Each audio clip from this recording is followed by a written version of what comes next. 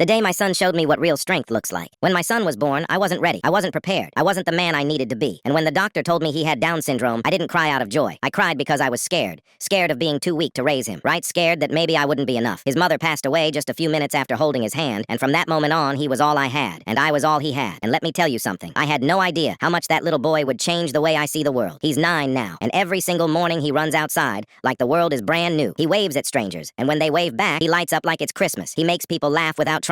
He hugs dogs like they're old friends, and every time he sees someone sad, he stops everything and just sits next to them. Sometimes he doesn't even talk. He just sits there holding their hand because he says maybe their heart just needs company. He taught me how to be gentle. He taught me patience. But the thing he struggled with the most since he was little was Legos. I know, that sounds small, but for him, it was everything. He would walk through toy aisles and stare at those Lego boxes like they were magical. He'd study every Star Wars set and every tiny figure. But when we got home, it never worked the way he imagined. When he was 5, I bought him a little set, just a tiny house. I thought we'd do it together, but it ended in tears. He couldn't follow the steps. He mixed up the colors. His hands couldn't snap the pieces right. And he sat there for hours trying until eventually he threw the bricks and buried his face in my chest and said, "Daddy, why am I broken?" Those words shattered something in me that day, and I made him a promise. I said, "Buddy, you are not broken. You're just building at your own speed." We tried again and again for years, and he kept saying, "Maybe tomorrow I'll be smart enough. Maybe next week my fingers will work better." And every time he failed, he'd still try again and again and again. And today, I came home, and I saw him sitting in the middle of the living room surrounded by tiny plastic bricks, his face serious, his hands steady, and beside him was a fully built Lego spaceship. Not perfect, not exactly like the box, but built with his own hands. I dropped to my knees and just started crying. He looked at me confused and said, "Daddy, why are you sad?" I said, "I'm not sad. I'm proud you built this all by yourself." And he smiled the biggest smile I've ever seen and said, "I told you I was just building slow." And that's when I realized my son wasn't the one who needed fixing, it was me.